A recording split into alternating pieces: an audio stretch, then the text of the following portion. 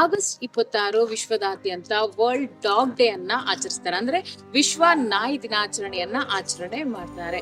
ನಾಯಿಗಳು ಕೇವಲ ಪ್ರಾಣಿಗಳಾಗಿರದೆ ಮನುಷ್ಯರಿಗೆ ಫ್ರೆಂಡ್ಲಿ ಆಗಿ, ಅಂದ್ರೆ ಮನುಷ್ಯರೊಂದಿಗೆ ಈಗ ನಾವು ಹೆಂಗೆ ಬೇರೆ ಫ್ರೆಂಡ್ಸ್ ಇರ್ತಾರೆ ಅದೇ ತರ ಕೆಲವರಿಗೆ ನಾಯಿಗಳನ್ನ ಬಿಟ್ಟಿರಕ್ಕಾಗಲ್ಲ.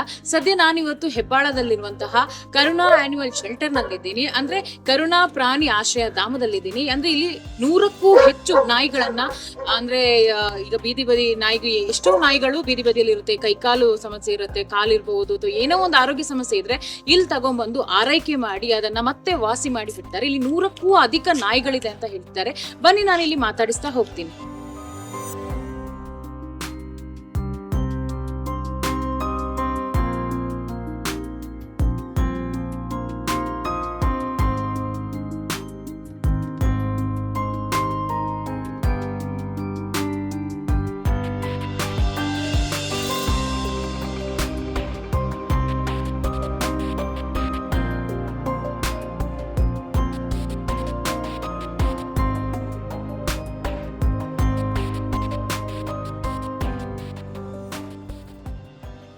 ನಾನು ಡಾಕ್ಟರ್ ಡಿ ಜಯರಾಮಯ್ಯ ಈ ಕರುಣಾ ಪ್ರಾಣಿ ಕಲ್ಯಾಣ ಸಂಘದ ಅಧ್ಯಕ್ಷನಾಗಿ ಕೆಲಸ ನಿರ್ವಹಿಸ್ತಾ ಇದ್ದೀನಿ. ಕಳೆದ 6 ವರ್ಷ ಸಂಸ್ಥೆಯ ಅಧ್ಯಕ್ಷನಾಗಿ ಕಾರ್ಯನಿರ್ವಹಿಸ್ತಾ ಇದ್ದೀನಿ.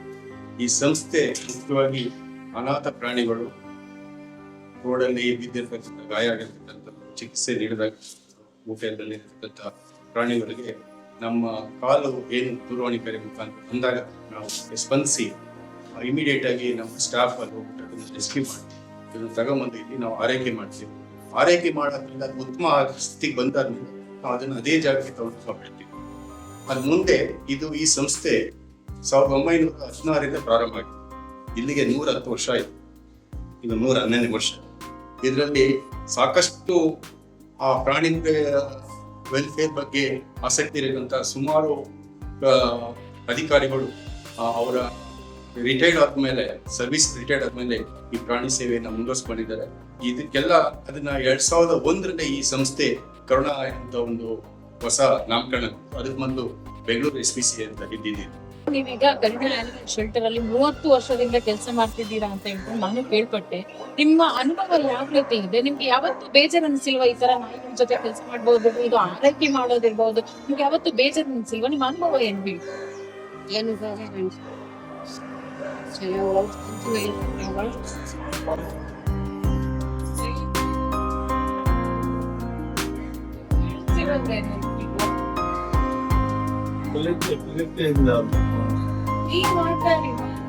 ನಿಮ್ಗೆ ನಿಮ್ ಮನ್ಸು ಮಾತಾಡಿ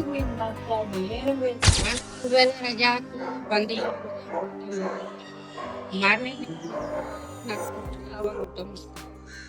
ಅಂದ್ರೆ ನೀವು ಬಂದಿಲ್ಲ ಅಂದ್ರೆ ನೀವು ಊಟ ಕೊಟ್ಟಿಲ್ಲ ಅನ್ನೋ ಬೇಜಾರಲ್ಲಿ ಊಟ ಮಾಡಲ್ಲ ಅಂತ ನೀವು ಹೇಳ್ತೀರಿ. ನೀವು ಬರೋವರೆಗೂ ಉಪವಾಸದಿಂದ ಇರತ್ತೆ. ಹಾಗಾದ್ರೆ ಅಲ್ಲಿ ಗೊತ್ತಾಗುತ್ತೆ ನೀವು ಎಷ್ಟು ಪ್ರೀತಿಯಿಂದ ಒಬ್ಬರನ್ನ ನೋಡ್ತೀರಾ ಅಂತ, ಎಷ್ಟು ಪ್ರೀತಿ ಕೊಟ್ಟಿದ್ದೀರಾ ನೀವು ನಿಮ್ ಮರಿಗಳಿಗೆ. ನಾನು ಪ್ರಾಣನೇ ಹೋಗ್ತೀನಿ.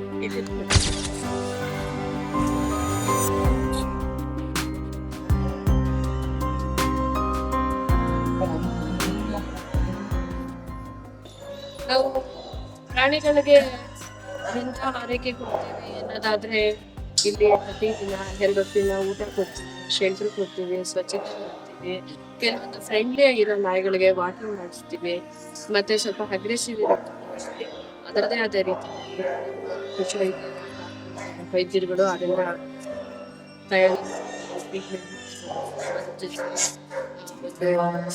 ಪಾಲನೆ. ಈಗ ನೀವು ಎಷ್ಟು ವರ್ಷದಿಂದ ಹಿಂಗ್ ಕೆಲಸ ಮಾಡ್ತಾ ಇದ್ದೀರಾ, ಹಾಗೇನೆ ನಿಮ್ಗೆ ಪರ್ಸನಲ್ ಫೀಲ್ ಅಂತ ಹೇಳಿದ್ರೆ ನಾಯಿಗಳು ಅಂತ ಹೇಳಿದ್ರೆ ಒಂದ್ಸಲ ಮನುಷ್ಯರಿಗೆ ಹತ್ರ ಆದ್ರೆ ತುಂಬಾ ಹತ್ರ ಆಗುತ್ತೆ. ಆತರ ಯಾವ್ದಾದ್ರು ನಿಮ್ಗೆ ನಿಮ್ ಶೆಲ್ಟರ್ ಅಲ್ಲಿ ಯಾವ್ದಾದ್ರು ಒಂದು ನಾಯಿ ತುಂಬಾ ಕ್ಲೋಸ್ ಆಗಿರೋದು ಯಾವ್ದಾದ್ರು ಇದೆಯಾ? ಇದ್ರ ಬಗ್ಗೆ ಹೇಳ್ಬೇಕು ಅಂದ್ರೆ ನನಗೆ ತುಂಬಾ ಹೆಮ್ಮೆ ಇದೆ. ಬೇರೆ ಪ್ರಪಂಚನೇ ನೋಡಿಲ್ಲ. 2009 ಬೇರೆ ಎಲ್ಲೂ ಹೋಗಕ್ ನನಗೆ ಮನಸ್ಸೇ ಬಂದಿಲ್ಲ. ಸೇವೆ ನನ್ನ ಸ್ಪೆಷಲಿ ಅಟ್ಯಾಚ್ಮೆಂಟ್ ಅಂತಂದ್ರೆ ಪ್ರತಿಯೊಂದು ಪ್ರಾಣಿ ನನಗೆ ತುಂಬಾ ಅಟ್ಯಾಚ್ಮೆಂಟ್ ಆಗಿದೆ.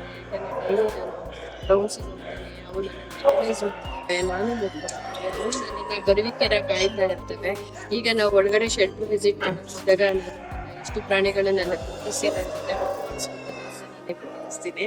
ಮತ್ತೆ ಇನ್ನೊಂದು ಈಗ ನೀವು ಇಲ್ಲಿ ಒಳಗಡೆ ಬರ್ಬೇಕಾದ್ರೆ ನೋಡಿದ್ರೆ 5 ನಾಯಿಗಳು ಅವು ಸದಾ ಚೇರ್ ಪಕ್ಕದಲ್ಲೇ ನಾನೇನೆ ಕೆಲವೊಂದ್ಸಲ ಆಚೆ ಓಡಾಡ್ಲಿ ಅಂತ ಗದರಿಸಿ ಹೊರಗಡೆ ಕಳಿಸ್ತೀನಿ. ಅಷ್ಟು I'm Dr. Rashya. I'm veterinary officer in charge in Karuna Animal Welfare Association of Karnataka. We have 3 more doctors who work along. We are very proud to work in Karuna. This is a non-government organization, NGO, established more than 100 years back, and we are very privileged as doctors. We are very privileged to work in this organization.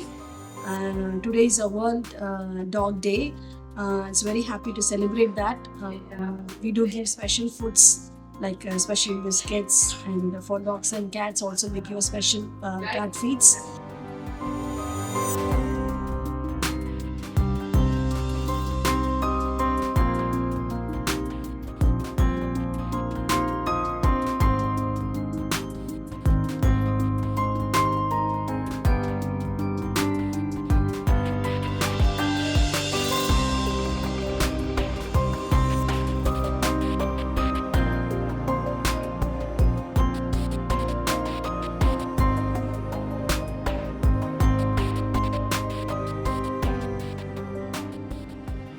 ನಮ್ಮ ಮುಖ್ಯ ಈ ಸಂಸ್ಥೆಯ ಒಂದು ಏಳಿಗೆಗೆ ಶ್ರಮಿಸಿದಂತ doctor BC Ramakrishna ಅವರು ಈ ಸಂಸ್ಥೆ ಕಳೆದ 18 ವರ್ಷದಿಂದ ಇಲ್ಲಿ ಅದಕ್ಕೆ ಒಂದು ಅಧ್ಯಕ್ಷರಾಗಿ, ಅವರ ಅಧ್ಯಕ್ಷತೆ ಅವಧಿಯಲ್ಲಿ, ಅವರು ಪೋಷಕರಾಗಿದ್ದ ಅವಧಿಯಲ್ಲಿ ಈ ಸಂಸ್ಥೆ ಇಷ್ಟು ಬೃಹತ್ಕಾರವಾಗಿ ಬೆಳೀಲಿಕ್ಕೆ ಕಾರಣ ಆಯಿತು.